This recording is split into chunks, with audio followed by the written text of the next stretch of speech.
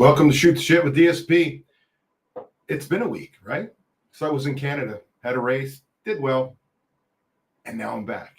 I'm back for you to get you pumped about the upcoming weekend, right? Get excited about crushing your goals and thus and such. We'll get started here in a second, but in the meantime, if you're new here, make sure you log into your Google account so that you can participate in the chat. So in the comment section of the YouTube channel there, you can actually type in a question. I'll answer your questions at the end of the session.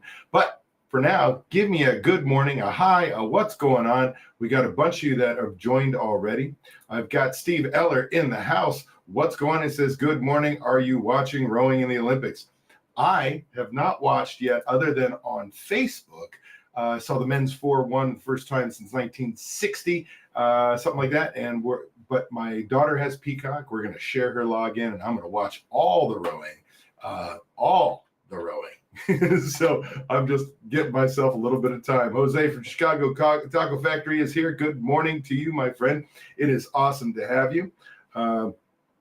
Getting a little thing says it's main mic is left on. Let's just see here. They said there's a little echoey. So let me grab here and see if I can fix this real quick. Audio, echo cancellation is on. Noise suppression, default, cam link 2 here. Let's move this chat. Let's get that audio output. Okay. Let me know if the sound, my team is in the other chat here, if that just fixed it. I just switched over to a new version of this software, and that probably just did that. So we got a good morning from Deja Wakefield's in the house. What's going on? Steve Eller says, check on your mic. I just did, so let me know if it worked. We've got, let's see here. Hey, David, Jack D'Amato, what's going on? It is, man, I don't want to mispronounce this. It's so small here on my screen. Lazioli Pizza. Lazioli, did I say that right? Welcome, my friend. I like pizza. It's my favorite food. All right, looks like we fixed the microphone. That's a good call. For those of you just joining again, we're going to get started here in just a minute. Make sure you log into your Google account. I'll give you a reminder for that in just a second. But I think it is time to get going. Welcome to Shoot the Shit with DSP. STS with DSP happens every Friday at 8 a.m. Pacific time, 11 a.m. Eastern time, live on YouTube, travel schedule permitting. We're going to invest about 30 minutes out of your day to get pumped about the upcoming weekend, get excited about crushing your goals, and finding the motivation to be the best you possible. Plus, I'll answer your burning questions. I'm Dave Scott Peters, creator of the Restaurant Prosperity Formula, and your coach. Today, we're going to dive into 2 essential tools that can help you manage your bar inventory and control costs: the Waste Tracker and the Key Item Tracker. These are game changers for any bar operation, and I'm excited to share how you can implement them effectively. Now, again, before we get started, if you're just joining me, do me a favor, make sure you have logged into your Google account so you can participate in the chat, ask me questions at the end, give me comments, whatever you want, like this. We've got, looks like Ryan James is in the house, Mother's Cantina. Good morning, David. Hearing you loud and clear. So that means I fixed the mic problem. So here we go. First, let's talk about why these tools are so important. Running a bar can be a costly part of your restaurant operation. And without proper controls, you might find yourself losing money through waste, spills, or even theft. By using a waste tracker and a key item tracker, you can take back control and ensure your bar is operating efficiently and profitably. So what we're going to do is we're going to start off with the waste tracker. Let's start with the waste tracker. A waste tracker is used to track any product. Let me do this real quick. A waste tracker is used to track any product that is wasted, spoiled, spilled, or otherwise unusable. It's, crucial for identifying where you might be losing money and helps you pinpoint patterns and, recurring issues. Now, the waste tracker that I've brought up here on screen for you, let me talk to you about how it works. Number one, it's about documentation. Each time a drink is spilled, an ingredient goes bad or mispours, right? Because those things happen. Your staff should log it like an incident, if you will, like an incident report, right? Put it immediately on the waste tracker. This is going to include the date, time, the item wasted, the quantity, the reason for waste, and the person responsible. Pretty simple, right? Two, that next piece is the analysis. You're going to review your waste tracker daily. Why daily? Because it's going to reveal trends. For example, you might notice at specific times of the day that waste happens. It's at a higher rate than any other time of day. Or maybe you have particular staff members who, well, might need more training. The third thing is about action. Based on your analysis, right? You're analyzing and looking at this data, determining what's going on. You're going to implement corrective measures. This is what I call a proactive tool. See, the reactive part is writing it down. Hey, we spilled something, we wasted something, something's wrong, we broke a bottle. That's looking backward. But if every day I look at it, I can take proactive steps to make sure we don't make that same dumbass mistake tomorrow. We can correct the shift, not wait till 15 days the next period when somebody says, hey, bar manager, your pour cost is high. Well, I think we've had some problems behind the bar. No, I see the problem today. I fix the problem today. So this could mean additional training. It could be stricter inventory controls or adjustments to your ordering practices to reduce overstocking. The actions you take to prevent these mistakes are, well, they're going to prevent you from losing more money, right? Because it's like having a bucket that has holes in it, and that holes are your money.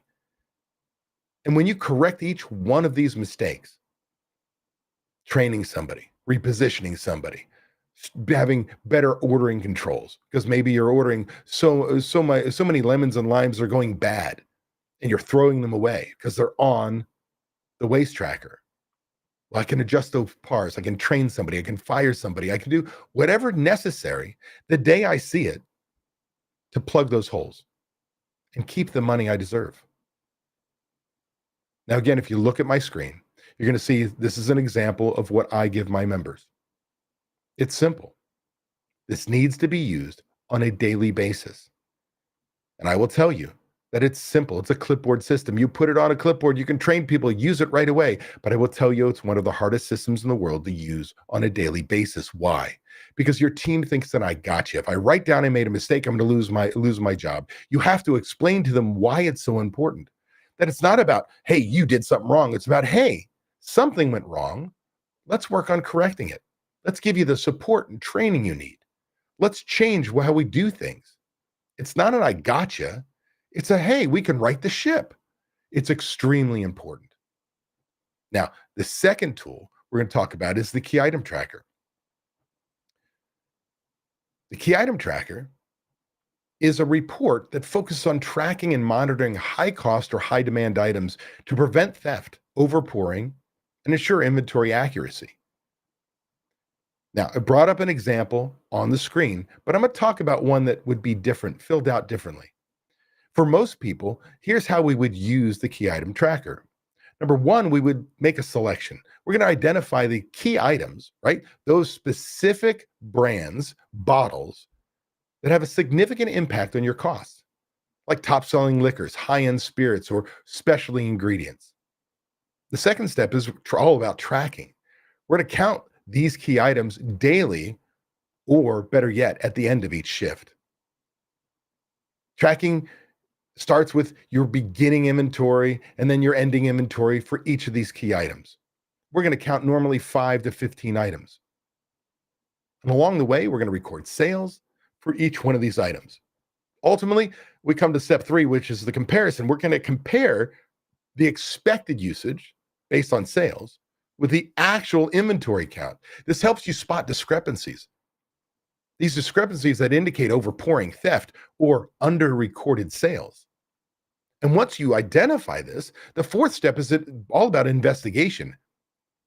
If there are discrepancies, investigate, determine the cause. This might involve reviewing sales records, right? Going into the POS system, seeing what was sold, checking for logging errors, meaning, hey, maybe we're not ringing things up. Or you're going to observe your staff to ensure they're following your procedures. And I'm going to tell you, in a perfect world, you'll be using food and beverage control software for this. And then this is a simple report. You're just going to log into your software and you're going to run a report that shows ideal versus actual product usage. Because what I just described to you is actually not as easy as it sounds. Because we're talking about ounces of liquor. And you've got to know your recipe cards. You've got to look things up. But if I have software, I can run that report. But I will tell you, I love the key item tracker when it comes to bottled beer. Let me explain. And I put that example up on the screen for you. What I would do is I would use this key item tracker every single day, every single shift for controlling my bottled beer. Now, this should be simple. Now, for many of you, you're thinking, what do you mean every single shift? Well, let me explain. Again, you'll notice the date, the time, meaning the shift. This example is today, the AM shift. Let's just assume we've gone through the shift. The morning bartender would come in and count how many bottles of everything we have. And you'll notice it'd be opening inventory. For instance, Bud Light has 6. We had 6, just a 6-pack left, 6 bottles. Now, because it's a high mover for Friday, we restocked 66 more.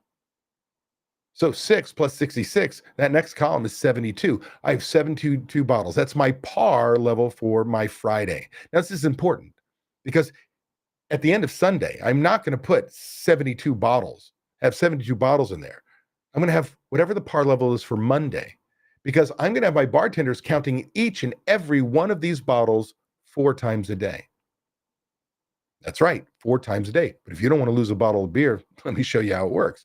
So now, at the end of the shift, we sit there and we say, okay, we go to the POS system, we find out how many we sold. And in this case, I look up that we sold 12 Bud Lights. Well, if I subtract 12 from 72, that means my ideal inventory should be 60. Right? 60 bottles. Then I take my happy little ass over there at the end of the shift and I count.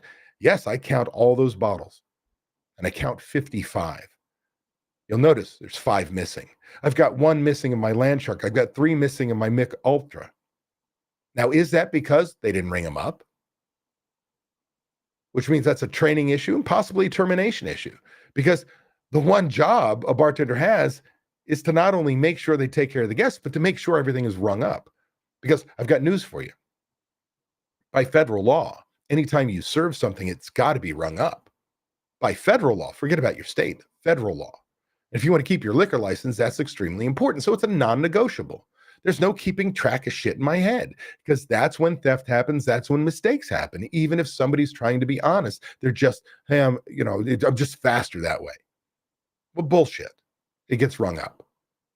It may be that I've got theft. It could be that my bartenders are giving away product. And if I can see it, I can nail it, I can fire them. Because it is amazing how bartenders sometimes will give up a $500 shift job for $10. But more importantly, if I'm using my systems properly, those 5 missing beers should be on the waste tracker. Maybe we dropped them, a tray got dropped, and I had to remake them. Maybe they got opened up and they got spilled. Right? Maybe they're on that waste sheet. And if they're on the waste sheet, great. But the most important part is that we're tracking. We're keeping honest people honest. Now, by the way, the AM bartender is recounting for that what's the ending inventory. The nighttime bartender is coming behind them and recounting every single bottle because they're going to make sure that the AM bartender is honest and that the PM bartender is honest. Now, using a waste tracker and a key item tracker, well, when I put these behind my bar, it offers several benefits.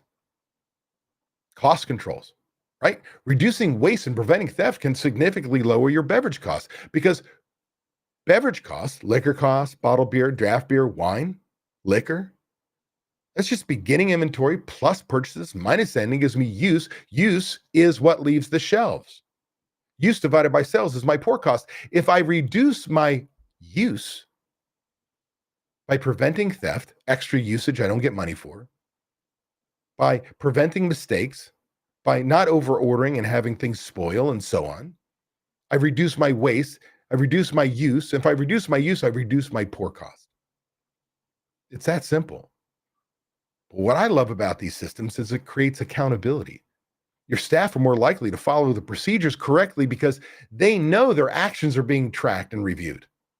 Again, I'm not trying to find somebody and say, you're stealing from me, you're fired. No, I spent all this time training that person. My guests love them. They know our company culture.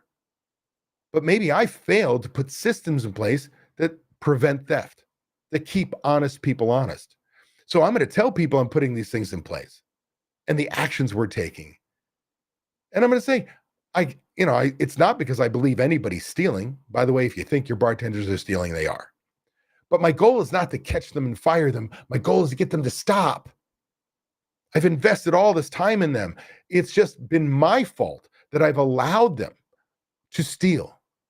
I've allowed them to overpour. I've allowed them to make mistakes and not worry about any ramifications because they keep opening extra bottles of beer before when a server calls it out, but the ticket never came up and it gets flat and then we dump it. My goal is to fix things, keep honest people honest. I don't want to fire them. Now, another benefit is all about training opportunities. Because when you use these systems, you identify patterns of waste and discrepancies, and these can highlight areas where your staff needs additional training and support. Wouldn't it be much better to go, hey, I think my Thursday night bartender's stealing from me, but you use these systems, you go, they're not stealing. You know what they are? They're just slow.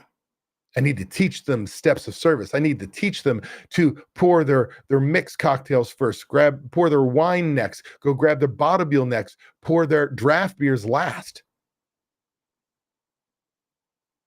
I just need to train.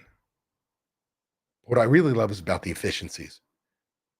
Better inventory control leads to more efficient ordering, reducing the likelihood of overstocking or running out of items. Again, key items. So I'm going to tell you this. If you're not already using a waste tracker or a key item tracker, it's time to start. Implementing these tools can have a substantial impact on your bar's profitability and overall efficiency. Now, I'm going to tell you, if you're a member, you have access to these tools and training videos for you and your managers because they're right there in your training library at davidscottpeters.com. Now, if you're not a member, we can correct that, my friends. If you're not a member and you want to learn how you can gain access to controls just like these and more, jump on Ryan James' calendar by going to https://dsp.coach/talk-to-Ryan. So DSP coach, talk to Ryan. And you can schedule a discovery call with him today. There's no binding agreement, no nothing. If you just want to learn. By the way, if it's not right for you, that's okay too. But I highly recommend you get on there because it can make a huge difference in your business. Now, I'm going to tell you that concludes my portion of Shoot the Shit with DSP. Now it is time for your questions, whether it's on these systems, whether it's on anything. Now's your time. Let me see who else has joined us this morning that I have not said hi to. We've got Curiosity Corner. Good morning. Wonderful to have you. I like that. Curiosity Corner. Garbage cans tell a story. Yes, they do. Not only do garbage cans tell you where there's waste, but garbage cans can also tell you in the kitchen whether you have too large portions or your food sucks, right? Pay attention to garbage cans. Love that. Thank you so much. Gary Rosenberg's in the house. What up? Good to have you, my friend. Let's see here. Scarpierre. Good morning, everyone, and David. Everyone and David. I'm the last one. I'm the first one. I should be Dave. I'm David. I'm the one here talking to me. No, that's awesome. It's good to have you. Who's got a question, a comment, a something for me? Now is your time. We've got about 10 minutes left of STS time. Let's see here. B. Anderson says, good morning. Black's Barbecue. Barrett, what's up? What's up? It's good to have you. It's good to have you in the chat. Who else has a question, comment, something? Attila says, good morning. Attila's Muddy Waters. What's up? What's up? It's good to have you. I hope you were here for the beginning. No questions today? You realize that I do this live, not only to teach, but to answer your questions, especially for those of you who are not members. I mean, it's your chance to say, hey, man, I got access to DSP. I got a question, food costs, labor costs, something to do with your restaurant. When I look over here, I'm looking at the chat, pulls everything in. I'm guessing that we got a quiet group. Hopefully today was a good lesson. Hopefully it's something you put in place and make a change. I'm going to tell you both those systems, the key item tracker and waste tracker, are the two easiest systems in the world to put in place. They're the two hardest systems to get used on a daily basis because your team thinks that I got you. Scar Pierre says, do you only help existing restaurant owners IRM? So I'm guessing, do I only help existing restaurant owners? The answer is kind of yes. Now, we do work from time to time with people opening new restaurants, but it's right before they open. And it's very few because the systems I teach are about operating a restaurant. You need data. You need to have inventory on hand. You need to have employees working. It's about operating more efficiently. And so sometimes when somebody starts right before they open, we can start working on getting those systems in place. But it's also sometimes the most chaotic period of time that it often makes more sense to do so after. Yeah, Sean Pierre does. Is it Sean or Scar? I cannot see. It does say Scar. Startups. Yeah, we can look at that. You emailed me, no response. I apologize. It could have been when I was traveling. If you want, email me again at david@davidscottpeters.com. There's a chance that I sent you over to Ryan and it got lost in the shuffle, but I apologize very much so. I can tell you I'm not perfect. I've done a lot of traveling recently and things have slipped through the crack. Let's see. So B. Anderson says, even using the Clipboard Guardian without a budget helps a lot. I was able to drop food cost from 39 to 32% just by tracking properly. Rock on, dude. Those are the things that make me so happy. I tell people by putting those two systems in place, in addition to the Restaurant Checkbook Guardian, which is a budgeting system, proactive ordering system, I promise people a 2-3 drop in food cost any day of the week. It's just amazing when you pay attention, how people start to pay attention. And all of a sudden, it starts working. So I'm going to give you one more shout out. If anybody has a question, now's your time. We're rounding the end here. Going once, going twice. Quiet group. No, I appreciate each and every one of you. I hope those of you who are not members at some point in time will take the leap and jump on a call with Ryan. My members, I appreciate you very much. People who will never become a member, I still love and appreciate you very much. My goal is to help our industry make change. Attila has got me in there right at the last second here. I am having issues with my insurance coverage. Premiums quadrupled because we allow dancing and have live bands. Any ideas on how I can lower it? The only thing I can tell you, my friend, is to shop it to another insurance company. I don't. When it comes to liquor liability, there's usually only at least here in the States, there's only two primary companies that will cover you. And then at the end of 1 year, they drop you and it's a new two different companies. Nobody really wants to play with liquor liability. I don't have a good idea. I apologize, other than shop. All right, everybody. It's time for me to go. It's time for you to go out there, kick some ass. I will see you next Friday on Shoot the Shit with DSP. In the meantime, make sure you take the time to lead your team. Make sure you have targets, KPIs, key performance indicators, budgets, systems in place to achieve those budgets, training to achieve those budgets. But more importantly, take action. So if today hit home with you, put those systems in place, take action today, make change in your business. Peace, everyone. We'll see you next